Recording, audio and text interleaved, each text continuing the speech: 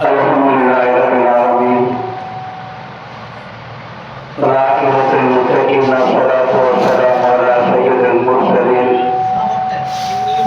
wa ala alihi wa ashabihi ajmain amma ba'd. A'udzu billahi minasy syaithanir rajim. Bismillahirrahmanirrahim. In kuntum tuhibbunallaha fattabi'uni yuhibbukumullah. Sadaqallahu mawlanal karim wa sadaqa rasulun nabiyul karimul amin.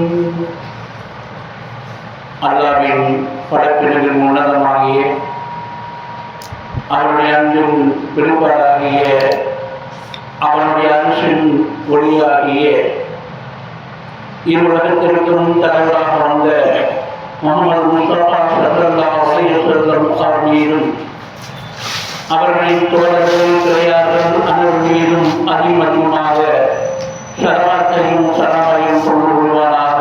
ஆமீன் ஆமீன் ரப்பில் ஆலமீன்.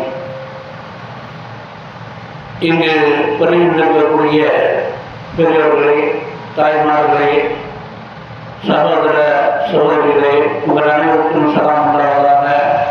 அஸ்ஸலாமு அலைக்கும் வரஹ்மத்துல்லாஹி வபரகாத்துஹு. வலைக்கும் ஸலாம் வரஹ்மத்துல்லாஹி. ஆரம்பமாக மதீனாவில் இருக்கக்கூடிய முஹம்மது முஸ்தபா ஸல்லல்லாஹு அலைஹி வஸல்லம் அவர்கள் கேக்கு மலருக்கு நாம் ஒரு முறை சத்தமாக ஸலவாத்தை ஓதுவோம்.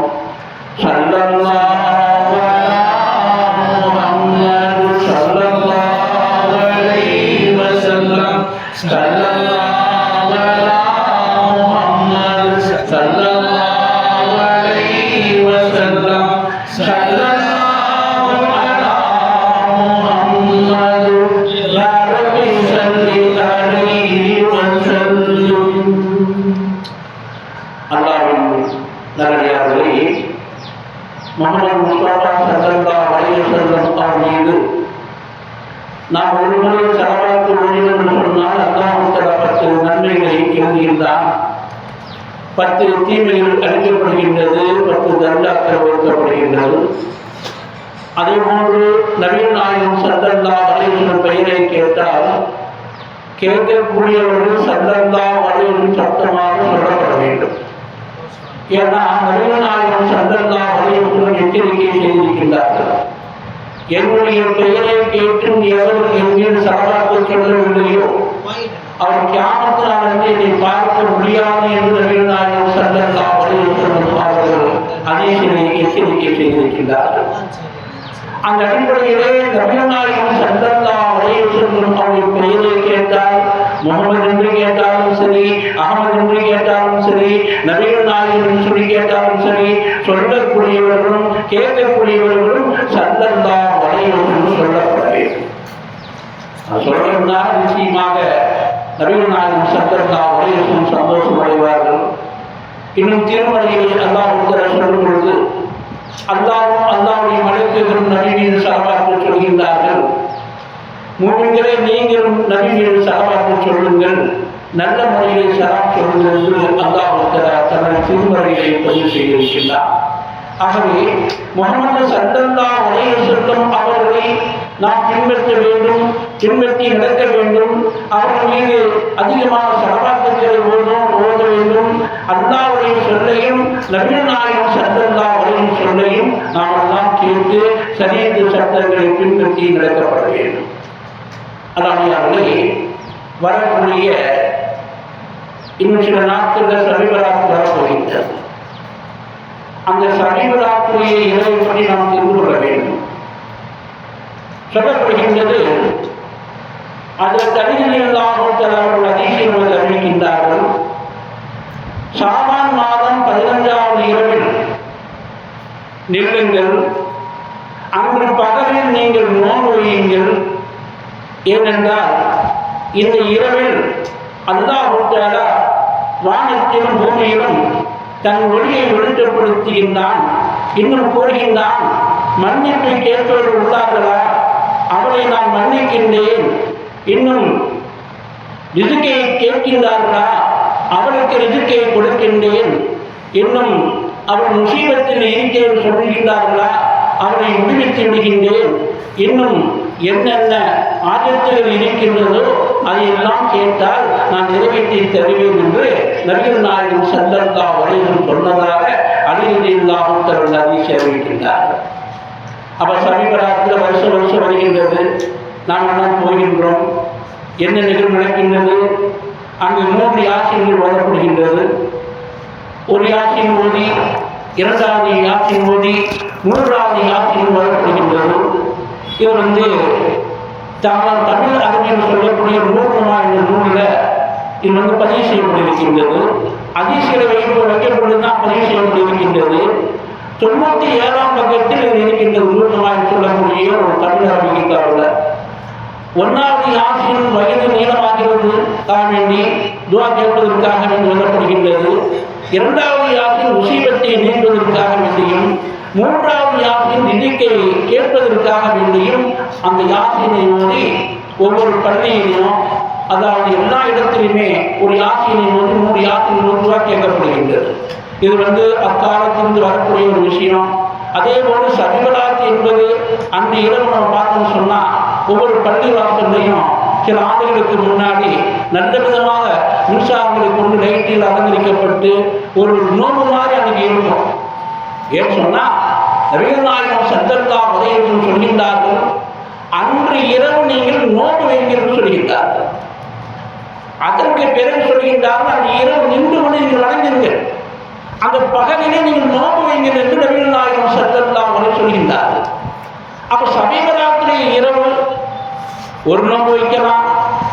நபிகள் நாயகம் ஸல்லல்லாஹு அலைஹி வஸல்லம் ஹதீஸில் சொல்லும் பொழுது ஒரு நோம்பு வைத்தால் இன்னொரு நோம்பு சேர்த்து வைக்கலாம்னு சொல்லியிருக்கிறார்கள். அந்த அடிப்படையில் சமீபராத்திரி நோம்பு என்பது 2ஆக நாம் வைக்கலாம். சமீபராத்திரி முன்னிரவும் வைக்கலாம், அதுக்கு பின்னாடி உள்ள இரவும் வைக்கலாம். ஆகவே இந்த சமீபராத்திரியை இந்த காலங்களிலாம் நம்ம பார்க்கக்கூடிய மிக அருமையான முறையிலே சத்திய உலமாக்கள் நமக்கு முன்னாடி அல்லாவுடைய வீட்டிலே நல்ல விதமாக அதை ஜோடிக்கப்பட்டு மின்விளக்கில் அலங்கரிக்கப்பட்டு ஒரு நோம்பை கொண்டாடப்பட்டது. அதாவது வரக்கூடிய ரமலான் மாதம், அதுக்கு 15 நாளைக்கு முன்னாடியே நாம் எல்லாம் ஆயத்தமாகி கொள்ள வேண்டும் என்பதற்காக வேண்டி ஹதீஸ்களை ஆதாரமாக வைக்கப்பட்டு ஹக்கான உலமாக்களை இறைநேசர்கள் ஏற்பாடு செஞ்சு கொடுத்தாங்க. அந்த சமீபராத்திரி இரவுல நம்ம நோன்பு வைக்கணும். அதே மாதிரி அந்த இரவு நம்ம நபிலான வணக்கங்கள் தொழுது அல்லாஹ்ட்ட மன்னிப்பு கேட்கணும், ரிஸ்குக்காக துவா கேட்கணும், எல்லாமே சொல்லப்பட்டிருக்கின்றது. இது ஹதீஸ்ல கிட்டத்தட்ட நிறைய ஹதீஸ்கள் இருக்கின்றது சமீபராத்துடைய அந்த நாளை கொண்டாடுவதற்கு. ஆனால் இன்னைக்கு தேவபந்தியை சேர்ந்த உலமாக்கள், தப்லீக் ஜமாத்தை சேர்ந்தவர்கள், தவ்ஹீத் ஜமாத்தை சேர்ந்தவர்கள், இன்னும் புதிய கூட்டங்கள், இவரெல்லாம் சமீபராத்தில் கொண்டாடக்கூடாது அப்படின்னா ஹதீஸ்ல இல்லவே இல்லைன்னு சொல்றாங்க. அப்ப இந்த ஹதீஸெல்லாம் நீங்க ஏத்துக்கணும்னு சொன்னா எப்படி முஸ்லீம் ஆக முடியும்? அல்லாஹ்வியார்களே, ஹதீஸை வைக்கப்பட்டுதான் ஏற்பாடு செய்யப்பட்டிருக்கின்றது. இவர் சமீபராத்தனா அதெல்லாம் நம்ம செய்யக்கூடாதுன்னு சொன்னா நம்ம எப்படி ஏற்றுக்கொள்ள முடியும்? காலாகாலமாக இறைநேசர்களும் அதே போன்று ஹக்கான உலமாக்களும் ஏற்பாடு செய்தது இதுவரைக்கும் ஒவ்வொரு பள்ளி வாசல்லையும் தமிழகத்தில் இந்தியாவில் நடந்து கொண்டிருக்கின்றது. சமீபராத்திரி மிக விமர்சையாக அந்த இரவை கொண்டாட வேண்டும், இரவு நேரம் நின்று வணங்க வேண்டும், அதே போன்று பகலிலே நாம் நோன்பு வைக்க வேண்டும் என்ற இந்த அதிசேவை தான் செய்யப்பட்டது. அல்லாஹ்வியார்களே, இது எதோ யாரும் புதுசாக ஏற்பாடு செய்யப்பட்டதல்ல, யாரும் புதிதாக ஏற்பாடு செய்யப்பட்டதல்ல. இது காலாகாலமாக நடந்து வரக்கூடிய ஒன்றை இன்னைக்கு அந்த தப்லீக் ஜமாத்தை சேர்ந்தவர்கள், அதே மாதிரி தவ்ஹீத் ஜமாத்தை சேர்ந்தவர்கள் இதெல்லாம் செய்யக்கூடாதுன்னு சொல்லி பகிரங்கமாக பேசுகின்றார். இப்படி எப்படி ஏற்றுக்கொள்ள முடியும்? ஆகையால் தான் நபிகள் நாயகம் ஸல்லல்லாஹு அலைஹி வஸல்லம் எச்சரிக்கை செய்தார்கள், என்னுடைய உம்மத்துக்கள் 73 கூட்டமாக பிரிவார்கள், இதில் ஒரு கூட்டம்தான் சொர்க்கத்திற்கு போகும், மீதமுள்ள 72 கூட்டங்கள் நரகத்திற்கு போகும் என்று நபிகள் நாயகம் ஸல்லல்லாஹு அலைஹி வஸல்லம் எச்சரிக்கை செய்திருக்கின்றார்கள் அல்லவா? அந்த ஹதீஸை நாமெல்லாம் கண்டிப்பாக உணர வேண்டும், நாமெல்லாம் தெரிந்து கொள்ளப்பட வேண்டும். நம்ம எந்த கூட்டத்தில் சேர்ந்திருந்தாலும் நம்முடைய முன்னோர்கள் காலத்திலிருந்து செய்து வரக்கூடிய எந்த நன்மையான காரியமாக இருந்தாலும் நாம் எல்லாம் செய்ய வேண்டும்.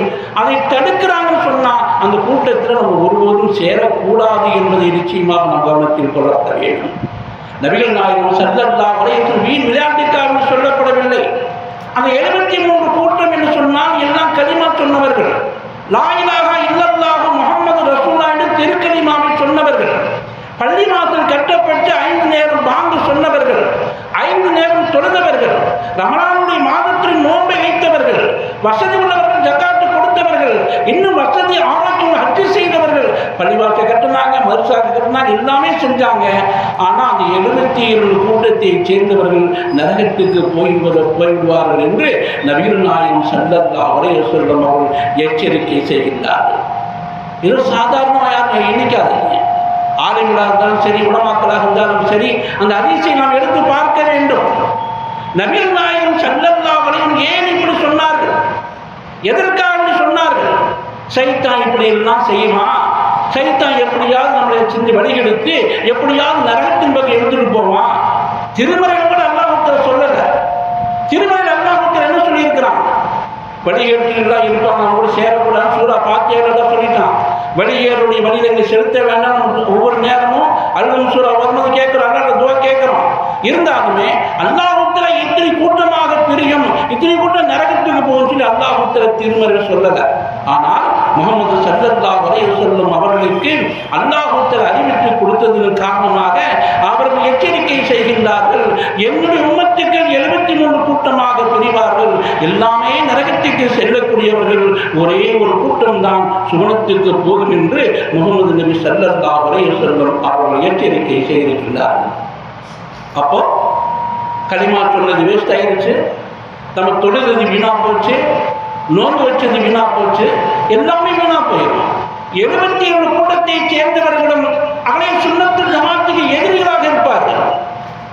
இன்னைக்கு பேசப்படுகின்றது அல்லவா, சபிபராத்து கொண்டாடக்கூடாது, தர்காவுக்கு போற சிறுக்கு உருசு நடத்தக்கூடாது, கந்திரி சாப்பாடு சாப்பிடுறது ஹராம் எல்லாம் சொல்லுகின்றார்களே.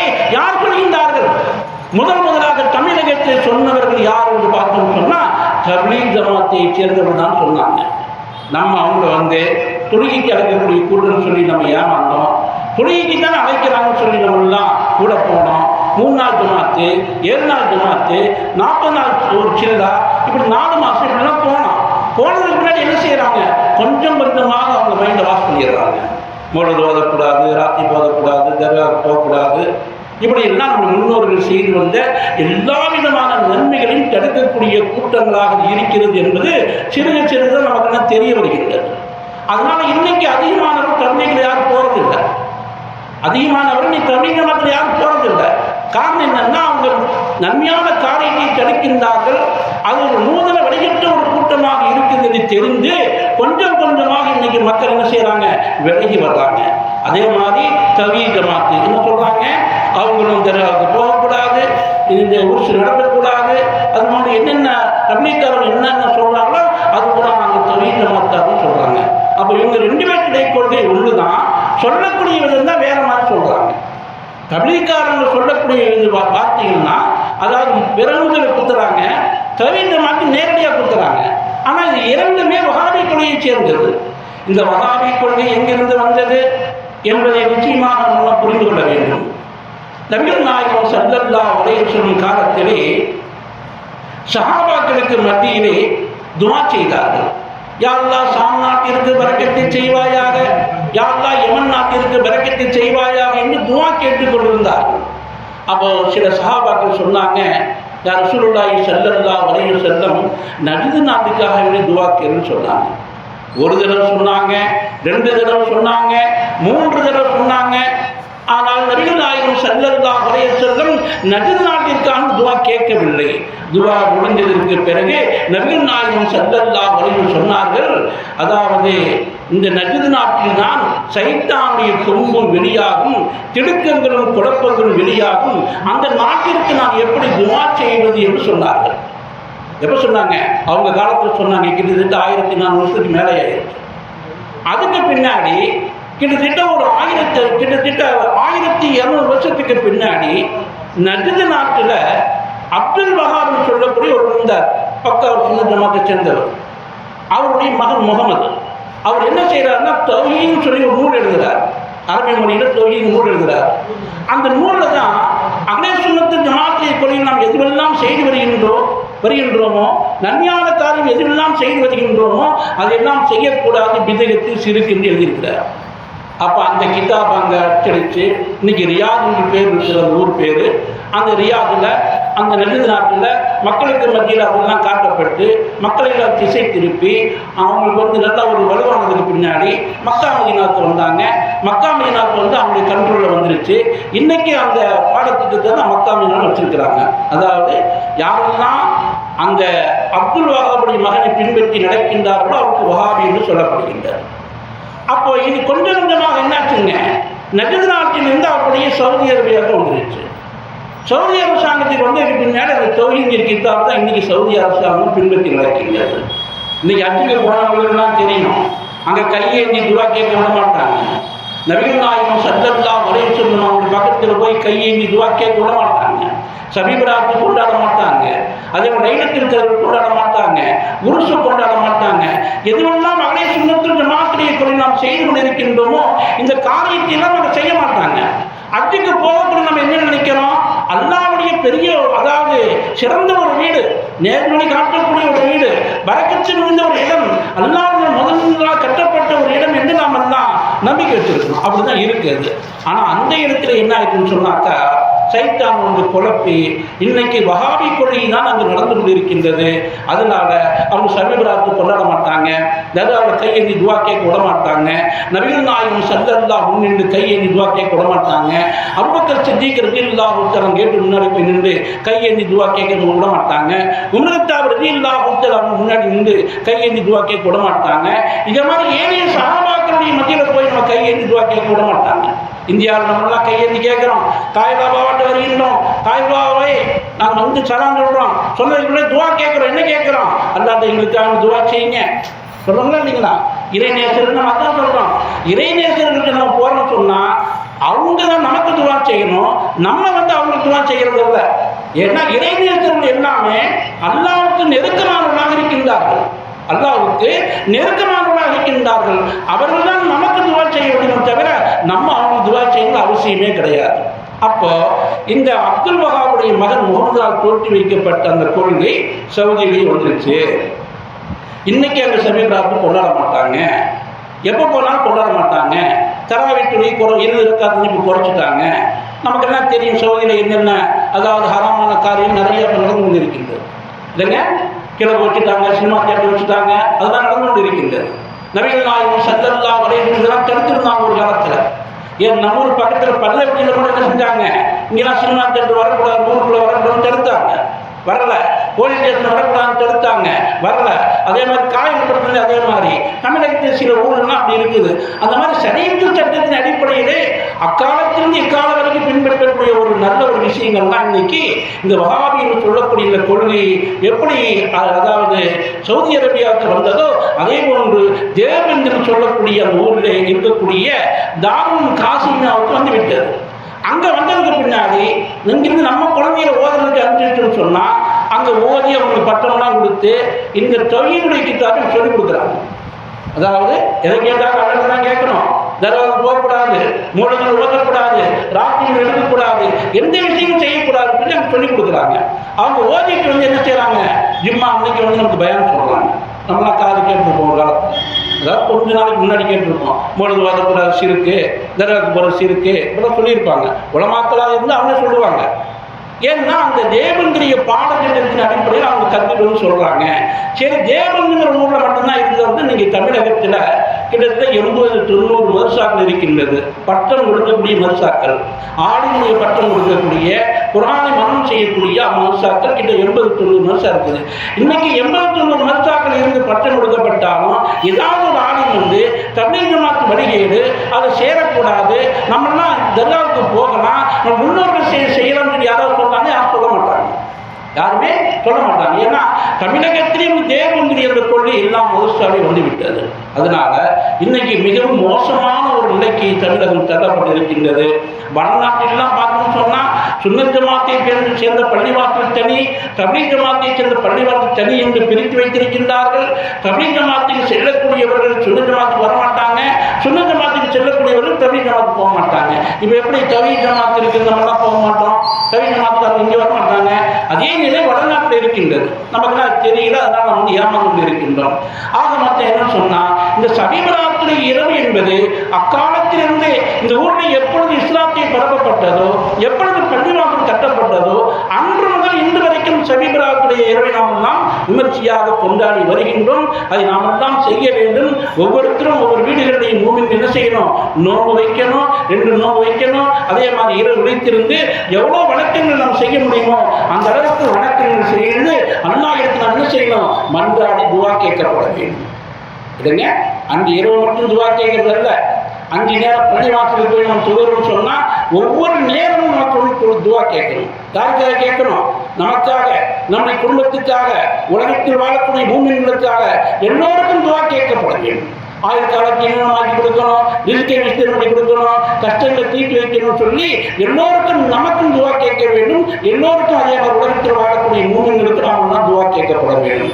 அவர் அப்படியார்கள் இந்த சபீபராத்திரி எதுக்காக சொல்லணும்னு சொன்னால், இன்னைக்கு சபீபராத்திரிலாம் கொண்டாடக்கூடாதுன்னு சொல்லி அதாவது பள்ளிவாசலே பயன் பண்ணுறாங்க. இந்த தொழில் பள்ளிவாசலில் நேரடியாக பயன் பண்ணுறாங்க. நம்ம ஏற்றுக்க முடியாது. இப்போ காலகாலமாக என்ன நடந்து வருகின்றதோ நிச்சயமாக அதை நாம் செய்ய வேண்டும் என்பது நிச்சயமாக கவனத்தில் கொள்ள வேண்டும். அதே போன்று நபிகள் நாயகம் ஸல்லல்லாஹு அலைஹி வஸல்லம் சொல்கின்றார், ஹதீஸில் சொல்றாங்க, ஆயிஷா சித்திகா ரலியல்லாஹு அன்ஹா ஹதீஸ் அறிவிக்கிறாங்க. மக்கள், நான் ஒரு இரவு பார்த்தேன், நபிகள் நாயகம் ஸல்லல்லாஹு அலைஹி வஸல்லம் காணவில்லை. பிறகு நான் கபர்ஸ்தானுக்கு போனேன். கபர்ஸ்தானில் நபிகள் நாயகம் ஸல்லல்லாஹு அலைஹி வஸல்லம் இருந்தார்கள். மதீனாவில் இருக்கக்கூடிய கபர்ஸ்தானுக்கு நான் போனேன். அங்கே அவரை சந்தித்தேன். அப்பொழுது நபிகள் நாயகம் ஸல்லல்லாஹு அலைஹி வஸல்லம் கேட்டார்கள், ஆயிஷாவே, நீ என்ன நினைத்தாய்? அல்லாஹ்வும் அல்லாஹ்வுடைய ரசூலும் உனக்கு ஏதாவது அநியாயம் செய்வார் நினைத்தாய் என்று கேட்ட பொழுது ஆயிஷா சித்திகா ரலியல்லாஹு அன்ஹா சொன்னாங்க, நான் அப்படியெல்லாம் நினைக்கிறீங்க, நீங்கள் வேறு மனைவி வீட்டுக்கு போயிருப்பீங்கன்னு நினைச்சேன் அப்படின்னு சொல்லிட்டு சொன்னாங்க. அதுக்கு பிறகு இந்த இறையை பற்றி அவர் சொல்லும் பொழுது நபிகள் நாயகம் ஸல்லல்லாஹு அலைஹி வஸல்லம் சொல்கின்றார்கள், இந்த இரவில் என்ன நடக்கிறது என்பது தெரியுமா என்று கேட்டுவிட்டு சொன்னார்கள், இந்த வருஷம் பிறக்கும் குழந்தைகள் எழுதப்படுகிறது சொன்னார்கள். அதாவது இந்த சபீபராத்திரி இரவிலிருந்து அடுத்த சபீபராத்திரி இரவு வரைக்கும் எத்தனை குழந்தைகள் உலகத்தில் பிறக்க போறார்கள் என்பதை கணக்கு வழக்கு காப்பாற்றப்படுகின்றது. அதாவது இந்த நபிகள் நாயகம் ஸல்லல்லாஹு அலைஹி வஸல்லம் சொல்கின்றார்கள், எத்தனை குழந்தைகள் பிறக்கப் போகின்றதோ அவை எழுதப்படுகின்றது. இன்னும் இந்த வருஷம் எத்தனை பேர்கள் வஃபாத்தாக இருக்கின்றார்களோ அவர்கள் பெயர்கள் எழுதப்படுகின்றது. இன்னும் இந்த இரவில் இவர்கள் அமல்கள் தூக்கப்படுகின்றது என்று நபிகள் நாயகம் ஸல்லல்லாஹு அலைஹி வஸல்லம் சொன்னார்கள். இந்த இரவில் தான் ரிஜிக்கை முடிவு செய்யப்படுகிறது, யாருக்கு குடும்ப சொல்லி இறக்கப்படுகிறது என்று சொல்கின்றார்கள். இவ்வளவு விஷயம் இருக்குது இந்த இரவுல, சபீபராத்திரி இரவுல இவ்வளவு விஷயங்கள் இருக்கின்றது. இதையெல்லாம் மறைச்சதெல்லாம் செய்யக்கூடாது, இதெல்லாம் விதகத்து சிறுக்கு, எதுக்கெடுத்தாலும் விதகத்து, எதுக்கெடுத்தாலும் சிறுக்கு. விதகத்துனா என்னங்க அர்த்தம் நம்ம புரிஞ்சுக்கணும். விதகத்துனா நபிகள் நாயகம் ஸல்லல்லாஹு அலைஹி வஸல்லம் காலத்தில் இல்லாத ஏதாவது ஒரு புதுமையான விஷயத்தை செய்தால் அதுக்கு பேர் விதகத்து. நபிகள் நாயகம் ஸல்லல்லாஹு அலைஹி வஸல்லம் காலத்தில் இல்லாத ஒன்றை யாராவது ஏற்பாடு செஞ்சால் அதுக்கு பேர் விதகத்து. சரி, விதகத்தில் எத்தனை விதம் இருக்குது? விதகத்து அசனா இருக்கின்றது, விதகத்து சரியா இருக்கின்றது. விதகத்து அசனாவில் தான் நபிகள் நாயகம் ஸல்லல்லாஹு அலைஹி வஸல்லம் காலத்திற்கு பிறகு சஹாபாக்களுடைய காலத்தில், இமாம் பெருமக்களுடைய காலத்தில், அதே மாதிரி வலிமாவுடைய காலத்திலனா நன்மையான காரியத்தை ஏராளமான ஏற்பாடு செய்து வைக்கின்றார்கள். ஏராளமான நன்மையான விதகத்தையெல்லாம் ஏற்பாடு செஞ்சிருக்கிறாங்க. ஒன்றும் இல்லை, ஒரு தெரிஞ்சுக்கிட்டா நம்ம சொல்றோம், நபிகள் நாயகம் ஸல்லல்லாஹு அலைஹி வஸல்லம் அவர்கள் இந்த உலகத்தை விட்டு சென்ற பொழுது குர்ஆன் எப்படி இருந்தது? தோள்களிலும் எலும்புகளிலும் சஹாபாக்கள் உள்ளத்திலும் பதிந்து வைத்திருந்தார்கள். குர்ஆனாக இல்லை. நபிகள் நாயகம் ஸல்லல்லாஹு அலைஹி வஸல்லம் உலகத்தை விட்டு மறைந்ததற்கு பிறகு 4 கலீஃபாக்களுடைய காலத்தில் உஸ்மான் ரலியல்லாஹு தஆலா அவங்க என்ன செஞ்சாங்க, குர்ஆனை எல்லாம் ஒன்று சேர்த்து என்ன செஞ்சாங்க, அதை குர்ஆனாக வடிவமைத்து கொடுத்தார்கள். இது வந்து பிதஅத்து அஸ்மாவாக இருக்கின்றது. இதை நம்ம ஏற்றுக்கொள்ளணுமா இல்லையா? இது மாதிரி எத்தனை காரியங்கள் இருக்கு, அதை ஏற்றுக்கணும். அப்போ உஸ்மான் ரலியல்லாஹு தஆலா அவர்கள் அந்த குர்ஆனை ஒன்று சேர்த்து 30 பாகங்களாக பிரிக்கப்பட்டு 114 சூறாக்களாக ஆக்கி கொடுத்தவர் யாரும் சொன்னா உஸ்மான் ரலியல்லாஹு தஆலா அவர்கள். அதனால அவங்க 2 நூறையும் சொல்லப்படுகின்றது. மௌலித் கிதாபுல அவங்க பற்றி பேர் வரும் சொல்லப்படுகின்றது. சரி, குர்ஆன் இருந்தது. இந்த குர்ஆன் எப்படி இருந்தது? அரபு மொழியில் இருந்தது, மொட்டையாக இருந்தது, ஜேர் இல்லை, ஜபர் இல்லை, சத்து இல்லை, மத்து இல்லை, மொட்டையாக இருந்தது. அப்ப அரபி தெரிஞ்சவங்க மட்டும்தான் ஓட முடியும் நல்லா. மற்ற மொழிகள் பேசக்கூடியவங்கள யாருக்கு தெரியாது. அப்ப என்ன செஞ்சாங்க, அலிரலி அல்லாஹு மாணவராக இருக்கக்கூடியவங்க என்ன செஞ்சாருன்னா அந்த குர்ஆனுக்கு ஜேரு ஜபரு சத்து மத்தெல்லாம் போட்டு ஏற்பாடு பண்ணாங்க. அந்த ஜேரு ஜபரு சத்து மத்தெல்லாம் போட்ட குர்ஆன் இன்னைக்கு நமக்கு மத்தியில் உலகத்தில் எல்லா இடத்திலும் இருக்கின்றது. நம்ம வீடுகளில் இருக்கின்றது, பள்ளிவாசல் இருக்கின்றது. அப்ப இந்த ஜேரு ஜபரு சத்து மத்தெல்லாம் வச்சது என்ன காரணம்? இது வந்து பிதஅத்து அஸ்மாவாக இருக்கின்றது. பிதஅத்து நன்மை தரக்கூடிய காரியமாக இருக்கின்றது. அப்ப இதெல்லாம் பிதஅத்து சொல்லி குர்ஆன் நம்ம ஒதுக்க முடியுமா அல்லது ஓதாமல் இருக்க முடியுமா? இது போன்ற ஒவ்வொரு காரியங்களும் எந்தெந்த காரியங்கள்லாம் ஏற்பாடு செய்யப்பட்டிருக்கின்றதோ ஹதீஸை முன்வைக்கப்பட்டு, திருமறை ஆயத்துக்களை முன்வைக்கப்பட்டு, சஹாபாக்களின் நடைமுறை முன்வைக்கப்பட்டுதான் எல்லா விதமான நன்மையான காரியம் ஏற்பாடு செய்யப்பட்டது என்பதை நான் நிச்சயமாக கவனத்தில் கொள்ள வேண்டும். பிதஅத்துனா எல்லாத்தையும் பிதஅத்துன்னு சொல்லக்கூடாது. குர்ஆன் அதாவது சுப்ஹானல்லாஹ் பிதஅத்துங்கிறது, ஒரு கயிறு கட்டினா பிதஅத்துங்கிறது, சிறுக்குங்கிறது, ஓதி பார்த்தா பிதஅத்துங்கிறது, தர்காவுக்கு ஒரு சிறுக்குங்கிறது, என்னென்ன அலை சுன்னத்துல் ஜமாத்துடைய கொள்கையிலே இறைநேசர்கள் ஏற்பாடு செய்தார்களோ, ஹக்கான உலமாக்கள் ஏற்பாடு செய்தார்களோ, நம் முன்னோர்கள் செய்து வந்தார்களோ, அதையெல்லாம் பிதஅத்து சிறுக்குன்னு சொல்லி நம்மள என்ன செய்யறாங்க, ஏமாற்றி கொண்டிருக்கின்றார்கள். நாம் ஏமாந்து கொண்டிருக்கின்றோம். ஆகவே நாம் எல்லாம் அலை சுன்னத்துல் ஜமாத்துடைய கொள்கையில் இருக்க வேண்டும். நாளைக்கு மறுமையிலே சொர்க்கத்துக்கு போக வேண்டும் என்று சொன்னால் குர்ஆன் சொல்லக்கூடிய அனைத்து ஆயத்துக்களையும் ஏற்றுக்கொள்ள வேண்டும். ஒரு ஆயத்தை மறுத்தாலும் இஸ்லாத்தை விட்டு வெளியே போயிடணும். 10 லட்சத்திற்கு மேலான ஹதீஸ்கள் இருக்கின்றது. எல்லா ஹதீஸ்களையும் நாம் ஏற்றுக்கொள்ள வேண்டும். ஒரு ஹதீஸை மறுத்தாலும் இஸ்லாத்தை விட்டு வெளியே போயிடணும். அதே போன்று நாங்கள் கலிஃபாக்களாக இருக்கக்கூடியவர்கள் மார்க்கத்தில் எந்தெந்த நன்மையான காரியத்தை விதவித்து அஸ்மாவை ஏற்பாடு செஞ்சாங்களோ அதையெல்லாம் ஏற்றுக்கொள்ள வேண்டும். அவர்களுக்கு பிறகு 4 இமாம்களை அல்லாஹ் ஏற்பாடு செய்து மார்க்க சட்டங்களை அவர்கள் ஏற்பாடு செய்து கொடுத்தார்கள். அவர்களை ஏற்றுக்கொண்டு 4 இமாம்களை ஏற்றுக்கொண்டு ஒரு இமாமை பின்பற்றி நாம் எல்லாம் நடக்க வேண்டும் என்று நிச்சயமாக நாம் கவனத்தில் கொள்ள வேண்டும். இன்னைக்கு ஒவ்வொரு பள்ளிவாசலையும் நம்மளாம் பார்க்கிறோம். 4 இமாம்களை சேர்ந்தவங்க தான் இங்கே வரணும், வரலாற்று வரக்கூடாது, தொப்பி போடாமல் வரக்கூடாது. இது அப்படியே சுன்னத்துல் ஜமாத்துடைய பள்ளிவாசல் எழுத போடப்பட்டிருக்குது. தமிழ்நாட்டில் பெரும்பாலும் எழுதி போடப்பட்டிருக்குது. காரணம் என்னன்னா, இந்த 4 இமாம்களாக இருக்கக்கூடியவர்களும் தங்களுடைய இஷ்டத்திற்கு எந்த மார்க்க சட்டத்தை எழுதவில்லை. குர்ஆனில் என்ன இருக்கின்றதோ, ஹதீஸில் என்ன சொல்லப்பட்டிருக்கின்றதோ, சஹாபாக்கள் என்ன செய்தார்களோ இதெல்லாம் ஆய்வு செய்யப்பட்டுதான் 4 இமாம்கள் மார்க்க சட்டத்தை அமைத்துக் கொடுத்தார்கள். அதைத்தான் சரியா என்று சொல்கின்றோம், ஷரியத் என்று சொல்கின்றோம், இஸ்லாமிய சட்டம் என்று சொல்கின்றோம். இந்த 4 இமாம்களை நாமெல்லாம் ஏற்றுக்கொண்டு ஒரு இமாமை பின்பற்றி நினைக்கிறோம். நம்மெல்லாம் இந்த ஏரியாவில் ஹனபியாக இருக்கிறோம். அபூ ஹனீஃபா ரஹ்மத்துல்லாஹி அலைஹி பின்பற்றக்கூடிய நாமெல்லாம் இருக்கிறோம். அவங்க என்ன மசாயில் எழுதியிருக்கிறாங்களோ அது அடிப்படையில் நம்ம எல்லாம் அந்த அமல்கள் செய்யணும் இல்லைங்களா? ஷாஃபி ரஹ்மத்துல்லாஹி பின்பற்றக்கூடியவங்க அவங்களுடைய மசாயில் பின்பற்றி நடப்பாங்க. ஆக மொத்தம் என்னன்னு சொன்னா, இந்த 4 இமாம்களையும் ஏற்றுக்கொண்டு ஒரு இமாமை பின்பற்றி நடப்பது வாஜிபாக இருக்கின்றது. இல்லைங்க, வாஜிபாக இருக்கின்றது. அந்த 4 இமாம்களை நாம் ஏற்றுக்கொள்ளணும்னு சொன்னால் நேர்வழி பெறவே முடியாது. அப்ப அவங்களை ஏற்றுக்கிற ஒரு இமாமை பின்பற்றி நடக்கணும். அதற்கு பிறகு ஹதீஸை கோர்வை செய்து இமாம் பெருமக்கள் வந்தார்கள். அவங்க ஹதீஸை எல்லாம் கோர்வை செய்து மார்க்கத்தில் எந்தெந்த தஃசீர்கள் எழுதப்பட்டிருக்கின்றதோ அதையெல்லாம் ஏற்றுக்கொள்ள வேண்டும். அதற்கு பிறகு இறைநேச செல்வர்கள் வந்தார்கள், அவுலியாக்கள். இவங்க இவங்களுடைய காலத்தில் எங்கெல்லாம் இஸ்லாத்தை ஆரம்பிச்சு வச்சாங்களோ அங்கே எல்லாம் எந்தெந்த மார்க்க சட்டத்தின் அடிப்படையிலே எதையெல்லாம் செய்ய வேண்டும் என்று ஏற்பாடு செய்து கொடுத்தார்களோ, நம்ம முன்னோர்கள் செய்து வந்தார்களோ அது அப்படியே நாம் செய்யப்பட வேண்டும். இல்லைங்க, ஒன்றும் நம்ம விடக்கூடாது. எந்த பாத்தியாக இருந்தாலும் கொடுக்க வேண்டும். மௌத்தாயிட்டாங்கன்னா 3ஆம் நாள் கொடுக்கணும், 7ஆம் நாள் கொடுக்கணும், 4ஆம் நாள் கொடுக்கணும், வருஷ பாத்தியா கொடுக்கணும். ஏன் கொடுக்குறோம்? மௌத்தாயிட்டோம்னு சொன்னால் நம்முடைய மௌத்துக்கு பின்னாடி நம்ம அமல் செய்ய முடியாது. நாளைக்கு மௌத்துடைய மைதானத்தில் அல்லாஹ்வியார்களே நாளைக்கு மனுஷனுடைய மைதானத்தில் நன்மை தீமை எடை போடணும்னு சொல்லி குர்ஆன்ல அல்லாஹ் சொல்லியிருந்தான் இல்லைங்களா? நன்மை தீமை எடை போடணும். அப்ப நாளைக்கு மனுஷனுடைய மைதானத்தில் நன்மை அதிகமாக இருந்தால் வெற்றி பெற்றவர் சொர்க்கத்துக்கு போயிடுவார், தீமை அதிகமாக இருந்தால் நரகத்துக்கு போயிடுவார். அப்போ ஒருத்தர் மௌத்தானவருக்கு நம்ம 3ஆம் நாள் பாத்தியா கொடுத்தாலும், 7ஆம் நாள் பாத்தியா கொடுத்தாலும், அல்லது 40ஆவது பாத்தியா கொடுத்தாலும், வருஷ பாத்தியா கொடுத்தாலும் நன்மைகள் அவங்களுக்கு போய் சேர்கின்றது. யார் மூத்தானாலும் அவங்க பேரில் நம்ம பாத்தியாக்கள் கொடுக்குறோம், குர்ஆன் ஓதுறோம், மௌலித் ஓதுறோம், உணவுகள் சமைக்கிறவங்களுக்கு கொடுக்குறோம். அந்த நன்மையெல்லாம் யாருக்கு போய் சேருது? யாருக்கு நம்ம அனுப்புகிறோமோ, தந்தைக்கு அனுப்பப்பட்டாலும் சரி, தாய்க்கு அனுப்பப்பட்டாலும் சரி, சகோதர சகோதரன் அனுப்பப்பட்டாலும் சரி, நன்மையில் அவங்களுக்கு போய் சேர்கின்றது. அந்த நன்மை சேரும் பொழுது அந்த கபரில் அவங்களுக்கு கொஞ்சம் வேதனையும் குறைகின்றது. நாளைக்கு மனுஷனுடைய மைதானத்தில் நன்மை தீமை இடைபடக்கூடிய சமயத்தில் நன்மை அதிகமாக இருக்குன்னு சொன்னால் அவங்க சொர்க்கத்துக்கு போயிடுவாங்க. அதனால சைத்தான் என்ன பண்ணலாம்? மனிதர்களை நன்மை செய்ய விடக்கூடாது, மனிதர்களை நன்மையான காரியத்தை செய்ய விடக்கூடாது. எதுக்கெடுத்தாலும் சிறுக்குன்னு சொல்லிடலாம், எதுக்கெடுத்தாலும் விதயத்துன்னு சொல்லிடலாம், எல்லாம் பயந்துக்குவாங்க. விதயத்து விதயம் சொல்ல பயந்துக்குவாங்க, தர்காவுக்கு போற சிறுக்குன்னு சொல்லி பயந்துக்குவாங்க.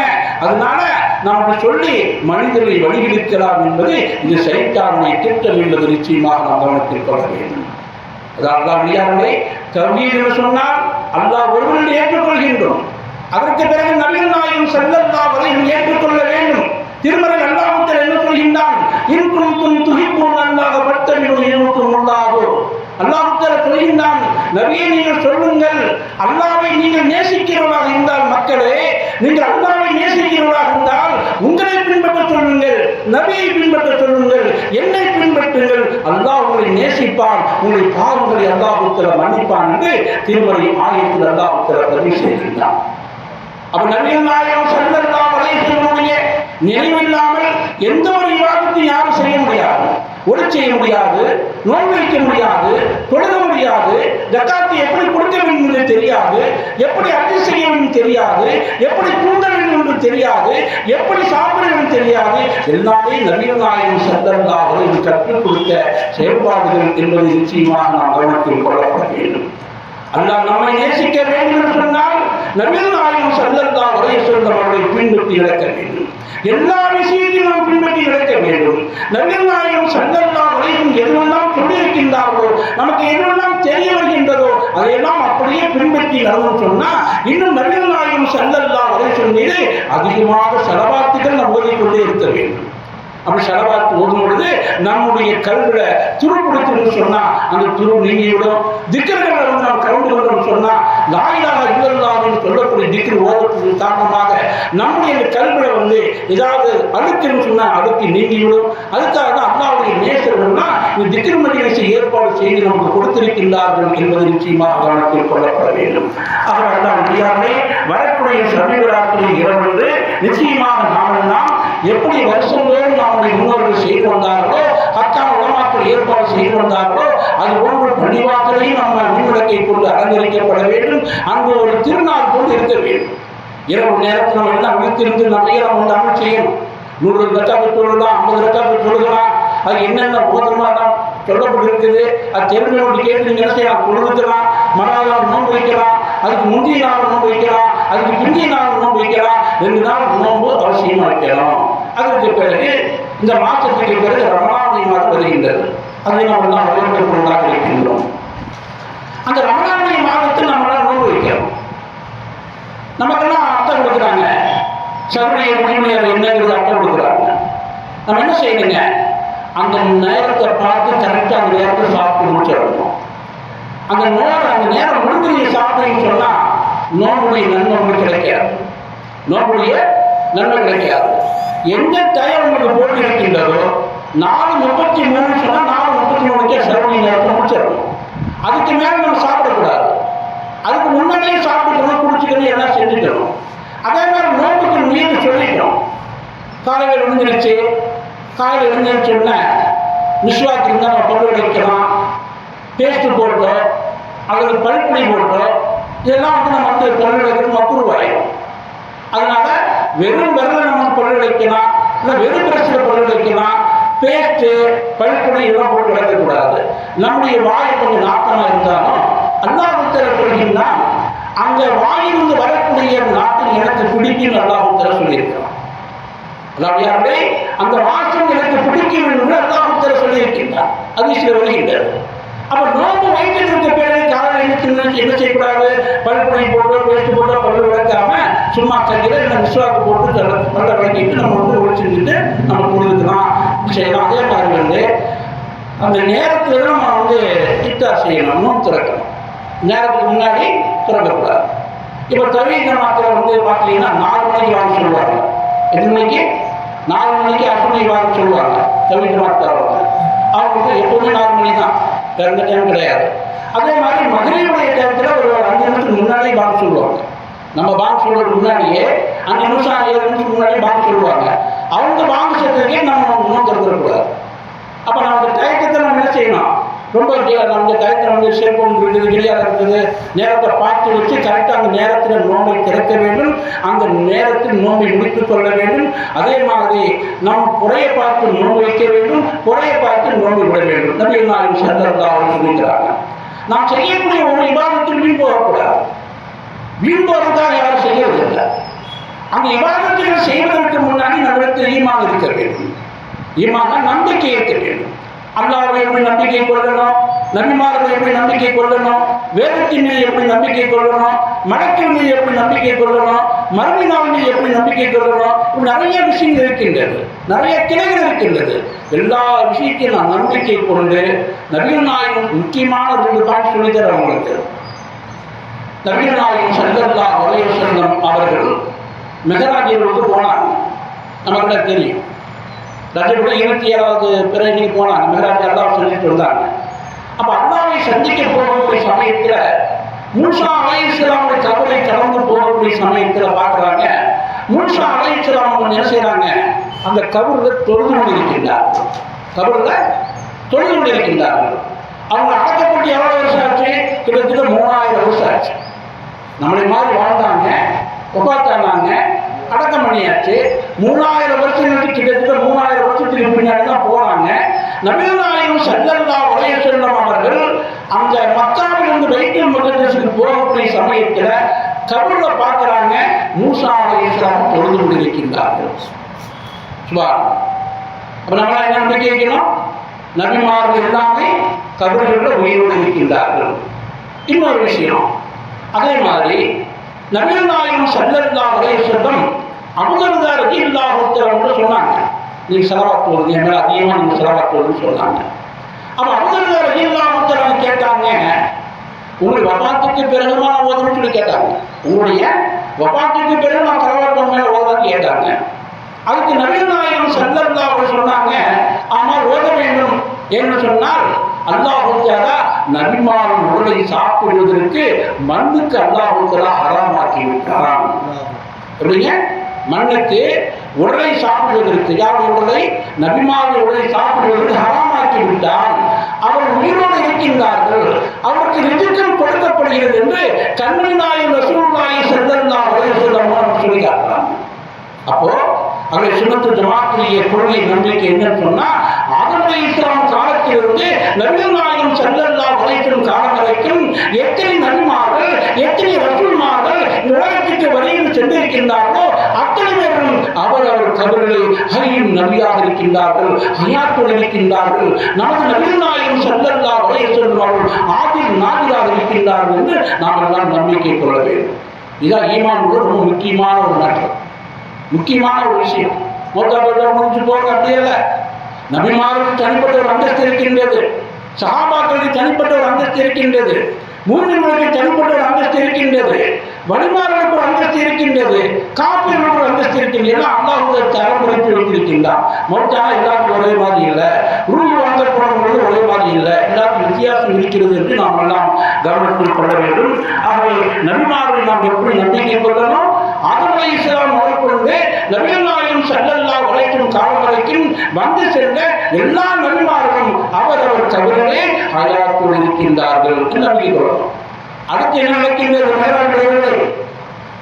பைத்துல் முகத்தஸில் நபிகள் நாயகம் ஸல்லல்லாஹு அலைஹி வஸல்லம் ஜிப்ரீலை ஆட்சி சென்று விட்டார்கள். பைத்துல் முகத்தஸில் நபிகள் நாயகம் ஸல்லல்லாஹு அலைஹி வஸல்லம் தொழுது வைக்கிறாங்க. அப்போ ஆதம் அலைஹிஸ்ஸலாம் முதற்கொண்டு நபிகள் நாயகம் ஸல்லல்லாஹு அலைஹி வஸல்லம் காலம் வரைக்கும் எத்தனை நெருமாறு உலகத்துக்கு வந்து சென்றார்கள் எல்லாமே அந்த தொழுகைக்கு வந்துட்டாங்க. சுபஹானல்லாஹ். ஆதம் அலைஹிஸ்ஸலாம் வந்து போய் கிட்டத்தட்ட ஒரு 8000 வருஷம் இருக்கும். இப்ராஹிம் அலைஹிஸ்ஸலாம் வந்து போய் 5000 வருஷம் இருக்கும். பல நபிமார்கள் பல வருஷங்களாக இருக்கும். எல்லாமே என்ன செஞ்சாங்க? பைத்துல் மக்தஸுக்கு தொழுகைக்கு வந்துட்டாங்க. இதெல்லாம் ஜமாத் இமாமோடு நின்று தொழுகை வச்சுட்டு அவங்க போனாங்க. அப்ப என்னன்னா ஆதம் அலைஹிஸ்ஸலாம் முதற்கொண்டு நபிகள் நாயகம் ஸல்லல்லாஹு அலைஹி வஸல்லம் காலம் வரைக்கும் அத்தனை நபிமார்களும் ஹயாத்தோடு இருக்கின்றார்கள், உயிரோடு இருக்கிற நம்பிக்கை கொள்ள வேண்டும். இது நம்ம நபிமார்கள் நம்பிக்கை கொள்ள விஷயம். அடுத்து திருமறையில் அல்லாஹ் தஆலா சொல்லுவான், அல்லாஹ்வின் பாதையில் கொல்லப்பட்டவர்களை, மௌத்தானவர்களை, இறந்தவர்கள் சொல்ல வேண்டாம், அவர் உயிரோடு இருக்கின்றார்கள் என்று அல்லாஹ் தஆலா சொல்கின்றான். அவருக்கு ரிஜ்கும் கொடுக்கப்படுகிறது அல்லாஹ் தஆலா சொல்லலாம். அப்ப மகான்கள் வழிமார்கள் இருக்கின்றார்களே, எத்தனையோ வழிமார்கள் ஷஹீதாக இருக்கின்றார்கள், எத்தனையோ வழிமார்கள் ஷஹீதாக இருக்கின்றார்கள். ஏற்கனவே இப்ராஹிம் ஷஹீதாக இருக்கின்றார்கள். கர்பலா மைதானத்தில் 72 பேர் ஷஹீதாக்கப்பட்டார்கள். எத்தனையோ சஹாபா பெருமக்கள் ஷஹீதாக இருக்கின்றார்கள். இவர்கள் எல்லாம் அந்த கபர்ல ஹயாத்தோடு இருக்கின்றார்கள். அவர்களுக்கு ரிஜ்கு கொடுக்கப்படுகிறது என்ற அந்த நம்பிக்கை உள்ளத்தில் வர வேண்டும். அப்படி இல்லைன்னு சொன்னா அந்த ஆயத்தை வளர்த்துருவோம். அந்த ஆயத்தை வளர்த்துறோம்னா இஸ்லாத்துக்கு வெளியே போயிருக்கும். அப்ப என்ன பண்ணா, அதாவது அல்லாஹ் சொல்லக்கூடிய விஷயத்தை கேட்க வேண்டும், நன்கு நாம் புரிய வேண்டும். அல்லாஹ்வின் பாதையில் கொல்லப்பட்டவர்களை இறந்தவர்கள் சொல்ல வேண்டாம் ஒரு ஆயத்தில் சொல்லிவிட்டு அல்லாஹ் வேறொரு ஆயத்தில் சொல்கின்றான், அல்லாஹ்வின் வழியில் கொல்லப்பட்டவர்களை இறந்தவர் என்று உங்கள் மனதில் கூட நீங்கள் நினைக்க வேண்டாம் என்று அல்லாஹ் சொல்றான். மனசுல கூட நிலைக்குதான் சொல்லலாம். அப்ப இன்னைக்கு என்ன சொல்றாங்க? தேவனை செல்வமாக தவிதமாக ஆதரிக்கக்கூடியவங்க தவிதமாக்கலாம், மௌத்தா போட்டு எல்லாம் முடிச்சு ஒன்றும் இல்லை, பாக்கி எல்லாம் தேவையில்லை சொல்றாங்க. இல்லை, தமிழில் ரொம்ப முக்கிய போய் இன்னும் மௌத்தா போனாக்க பாத்தியம் கொடுக்கறது இல்லைங்க, கொடுக்கறது இல்லைங்க. சைட்டை எப்படி கருத்துலாம் பாருங்க. மக்களை தமிழ்நாட்டில் இருந்து ஆட்சியில் போயிட்டு இருப்பாரு, பல ஆட்சியில் போயிட்டு இருப்பாரு, பல ஊர் சுற்றிட்டு இருப்பாரு. மௌத்தா போயிட்டு அவங்களுக்கு ஒரு பாத்தியா கிடையாது, ஒரு சரவாத்து கிடையாது, எந்த இதுவே கிடையாது. யார் செஞ்சா சரித்தானால் நம்ம கெடுத்துட்டாங்கிறது நம்மளால் தெரிஞ்சுக்கணும். அப்போ நம்முடைய ஆதி காலத்திலிருந்து அக்கான உலமாக்களும் அல்லாஹ்வுடைய நேசர்களும் நமக்கு இதையெல்லாம் சொல்லிக் கொடுத்து நம்முடைய ஊர்வாசிகள் முஸ்லீமாக முழுமையாக வாழ்ந்தார்களோ அவங்க காலத்தில் எதுவெல்லாம் செய்யப்பட்டதோ அதுவெல்லாம் செய்ய வேண்டும். சரித்தான் இன்னொரு வேலை செஞ்சுதான் என்ன தெரியுமா? தர்கா வேற இபாதத்து வேற குறித்து நான் சேர்க்கிறேன். என்ன செஞ்சுதான்? தர்கா வேற இபாதத்து 5 நேரம் தொழுகிறதா போதும், ரமலான் மாதத்துக்கு நோன்பு வச்சா போதும், அது செஞ்சா போதும், ஜக்காத் கொடுத்தா போதும், நம்ம சொல்றதுக்கு பாருங்க சைத்தான் சொல்லி கொடுத்துட்டான். இது வேற அது வேற சொல்லி கொடுத்தான். அல்லாஹ் நபியார்கள் இறைவனுடைய ஆணையாக இறைநேசர் எந்த இஸ்லாத்தை தெரிவிக்கின்றார்களோ அந்த இறைநேசர் மூலமாக தான் ஊர் மக்களுக்கு தொழுகை கிடைத்தது. உண்டாதீங்களா? இறைநேசர் வழிதான் நம்ம தொழில் தெரியுமா? நமக்கு முஸ்லீமாக இருப்போம் முன்னோர்கள். அந்த இறைநேசர்கள் சொல்லிக் கொடுத்ததுனால ஒரு பள்ளிவாசல் கட்டினாங்க. பள்ளிவாசல் கட்டியதற்கு பிறகு இங்கே எப்படி உழைச்சி செய்யணும், எப்படி தொழுகணும் எல்லாம் சொல்லிக் கொடுத்தது யாரும்? இறைநேசர் செல்வர்கள் சொல்லிக் கொடுத்தாங்க. அவர்கள் ஒதுக்கிட்டு தொழுகை வேற அது வேறு எப்படி ஏற்றுக்க முடியும்? ஏற்றுக்க முடியுங்களாத? ஒருபோது ஏற்றுக்க முடியாது. அப்போ அந்த விவாதத்தை அல்லாஹ்வுக்காக விவாதத்தை செய்கின்றோம். அதே சமயத்தில் இறைநேசருடைய தொடர்புகள் நாம் வைத்துக் கொள்கின்றோம். இறைநேசருடைய தொடர்புகளை நாம் வைத்துக் கொள்கின்றோம். இறைநேசருடைய தொடர்புகளை வைப்பதன் மூலமாக நம்முடைய கல்விக்கு ஒரு விதமான வெளிச்சம் நமக்கு கிடைக்கிறது என்பது நிச்சயமாக நாம் கருத்தில் கொள்ளப்பட வேண்டும். அவர்கள் உயர்வை கேட்பதன் பிரகாரம் தெரிந்து அமல் செய்யக்கூடிய பாக்கியத்தை அல்லாஹ் தஆலா நம்மை தந்திட வேண்டும். மக்ரிபுடைய தொழுகைக்கு பிறகு இன்ஷா அல்லாஹ் திக்ர் நிகழ்ச்சி நடைபெறும்.